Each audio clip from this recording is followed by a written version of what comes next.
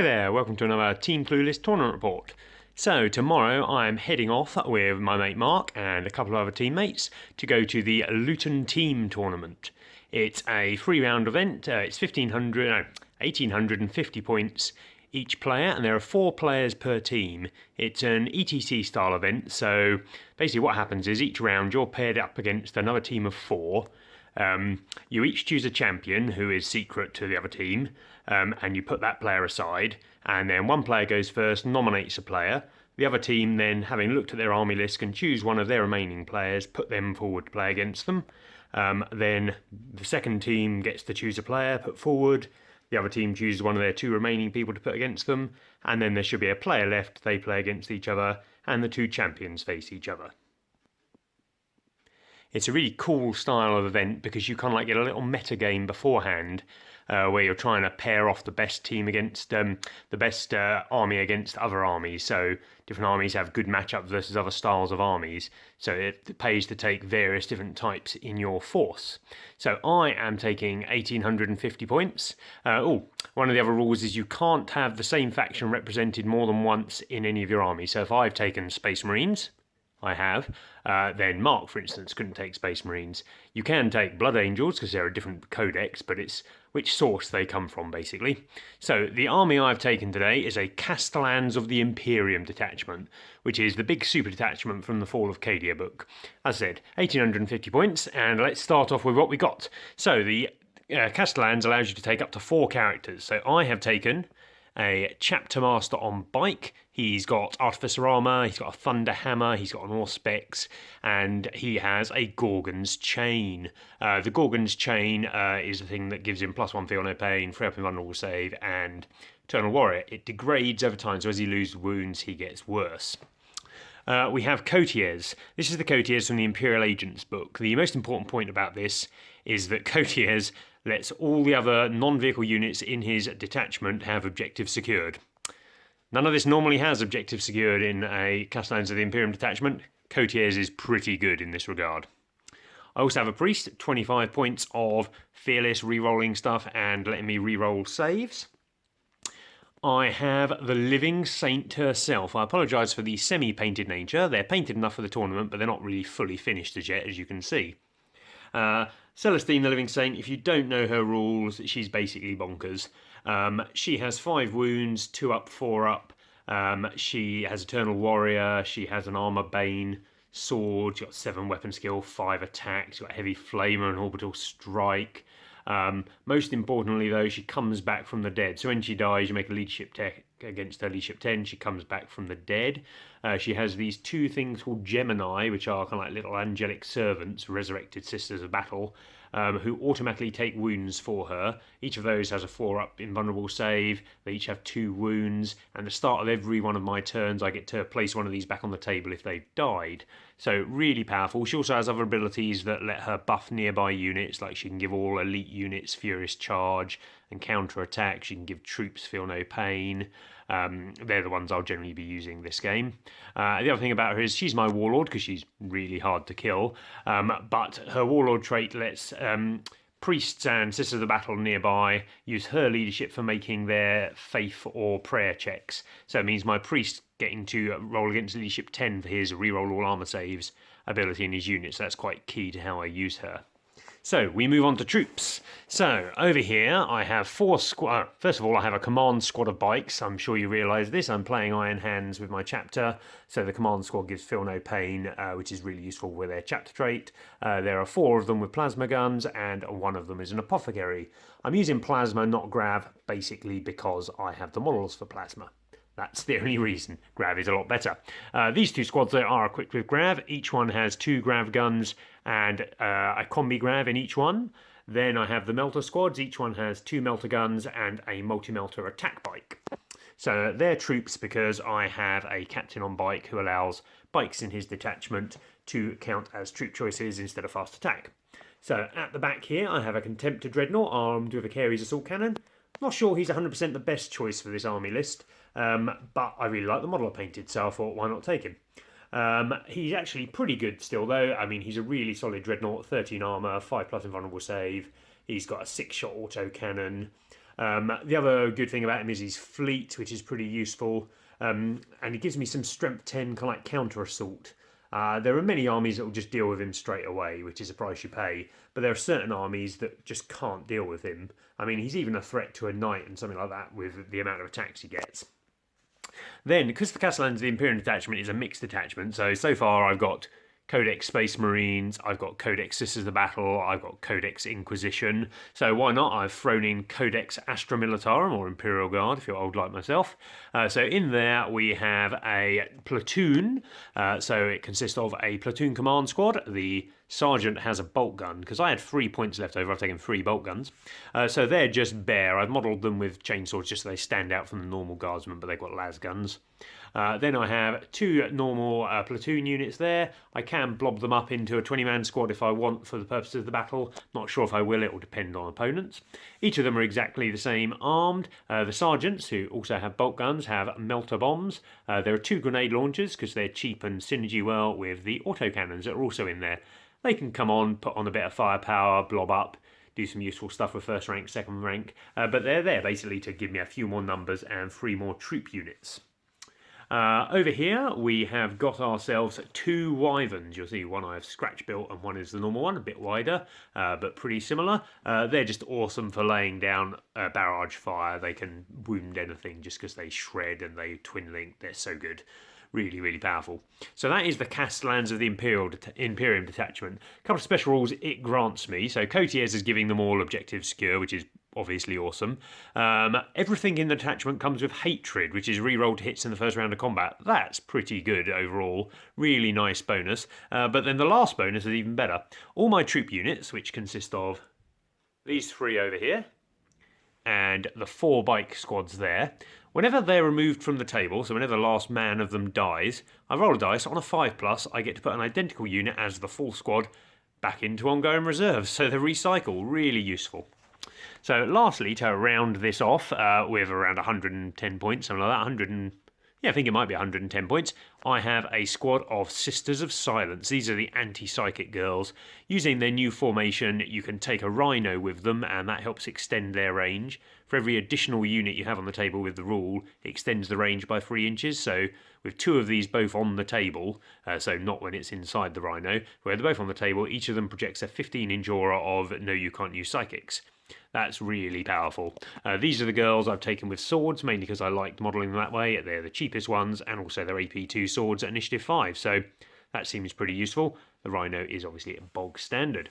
So that is my army list. I'm going to try and get the guys to go through theirs tomorrow morning, but if they don't, I'll just briefly go through them. So Mark, another member of Team Clueless, he's coming along, and he is playing the Eldari. His is a weird Eldari list. I've never played this list before. Mark has never played his Eldari list. So we'll see how we both get on with not a lot of practice. We haven't had time recently. But Mark's Eldari list consists of a Wraith Knight, a couple of Farseers, 4 jet bike squads with scatter lasers, a big Dark Eldar Reaver squad, and then I think 2 aspect hosts of 15 warp spiders each. So a load of super fast Eldar. Then he's got a Cad of Eldar with an extra Farseer in, and he's got a couple of more jet bikes just for OBSEC and to make up a few points. And then the real cheese of the list comes from the fact he's taken a Tyranid formation consisting of a couple of cheap Tyranid HQs, and then a load of, one Tyranid HQ, I believe, and then a load of the little spore mines that you can lob at the enemy as troop choices. Because of the Eldari special rules, whenever anything dies close to them, they get to trigger and take a couple of soul burst actions. Mark can basically use the Tyranid spores to move into the enemy close to him.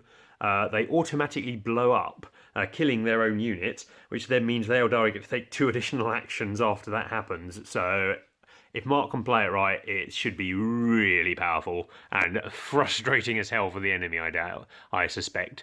I mean, I'll say this is our last tournament in 7th edition, possibly even our last ever games in 7th edition, so both Mark and I have pulled out a fair amount of cheese to use here. We're going to a pretty competitive tournament, so why not give them a go? Other guys, there's a guy called Jacob. He's taking a Dark Angels Gladius type list, a Lion's Blade list. He's gone for total MSU dominance. He has got, I think, something like 16 extra transports, loads and loads and loads and loads of units on the table. So he's just aiming to spam everywhere. Loads of Overwatch, loads of OBSEC. The other guy, can I remember his name? I'm going to go for John at the minute. Possibly John. I apologise if that's not his name. I can't remember at the moment. Never actually met him that I know of. But he's bringing along a Grey Knight list. He's got a big blob Death Star of Terminators with Librarian and Drago in it. And then he's got a big Knight to back those up. And a couple of Dread Knights. So a load of 2+ armour. So if we can pair him up with something that can't deal with 2+, he should be pretty solid as well. So that's a list I will go through in the next bit of the video. Go around and see if I can find some other people who are playing so I can show you their list and hopefully get my teammates to have a word as well. Thanks. Okay, so here we are at the tournament. I arrived but forgot my phone, so I haven't got a report for the very start of the day, so I'm just going to quickly go through what happened in our first round. So over here, Jacob was our Dark Angel Battle Company player. He was drawn against a Tau army, which I think has been put away, but it was loads of suits. In the end, Jacob got a minor loss against him. I think it was just he was struggling to kill all of the suits. I was on this table. I was playing against a nice White Scar Battle Company list down here. Loads and loads of grab, just tons and tons of grab, couple of dreadnoughts and such. There's my army over there. He got first turn, shot up a lot of my army, killed a load of my little ancillary units, and they didn't come back, which was really annoying. My 5+ is pretty unreliable. But then I proceeded to march forward my Death Star. My Death Star killed like 3 units every turn of the game. It just spread out and assaulted everything. Really friendly game with the guy, really good. We got to turn 4 and we didn't quite think we'd get a 5th turn in. I was heavily winning at this point. My Death Star had swept around the table and I got to about here and he had Khan and 2 units left over here. But then we did objectives and he had got a scout unit in the corner which was still on an objective, and he had another 2 which were just on objectives, and I was on. It was a hard game to get your head around because we were playing with 6 objectives for Maelstrom but only 4 for the normal one, and I was on the 2 that weren't counted, which was a bit annoying. One more turn I think I would have scored a lot more points, but it was a draw and that's a fair result because he played really well. He was doing keep away quite nicely. Mark over here, say hello Mark. Hello.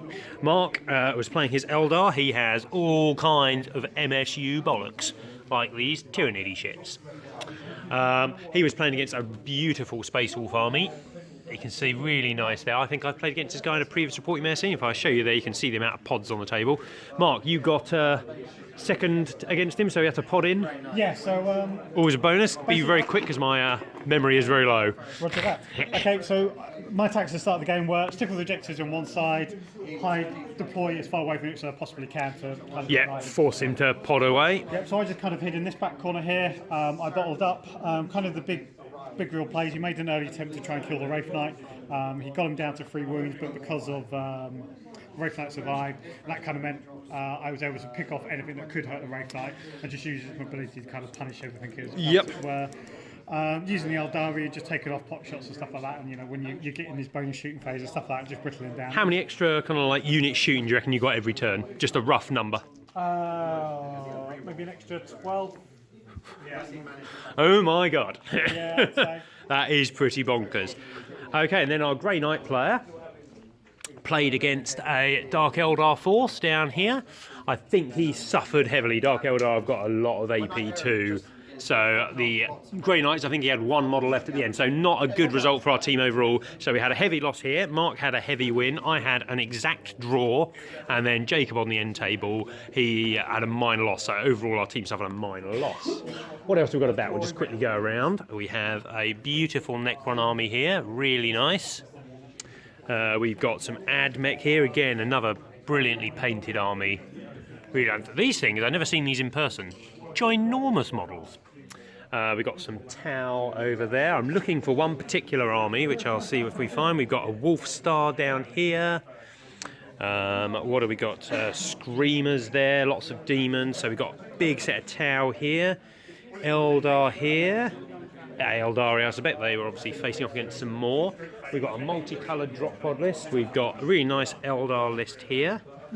And this guy's got a Brass Scorpion and 8 smaller themes, which is always fun. Then moving around over here, another Admech, really nice. We've got some demons on the table over there with some more Necrons. We've got some more Dark Eldar shenanigans. We've got some more Khorne Demonkin. We've got over here some more demons. There's Magnus. Looks like another AdMech there, and I can't find the one list that I really wanted to show you. Where's it gone? I can't see it. We will wander this way. I'm looking for the Imperial Knight list, which is beautifully painted as... Up on the by the kitchen. Aha, I shall go over there now. Let's see if the battery on the phone lasts.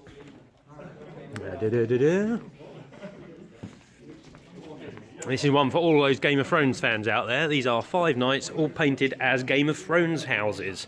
So look at the freehand on the top of this. We've got Lannister there, got Baratheon, we've got Targaryen there. This one is a Night Watch one, and this one he's in the middle of painting, but I think he said this one's ending up as a Stark. So pretty sweet overall. Okay, we'll come back after our next round. Okay, we are back again after the end of round 2, and I have deleted some files from my phone, so I can actually take a slightly longer video, but not very long. So I played against this nice gentleman today. He was playing a Yanari list, 2 Wraith Knights, a load of bikes, and kind of like a Wraith Star. There were 2 War Walkers, they were pretty good, and they had star cannons which worked. So he was Yanari, I lined up at the back. Turn 1, the Wraith Knight used a really cool trick.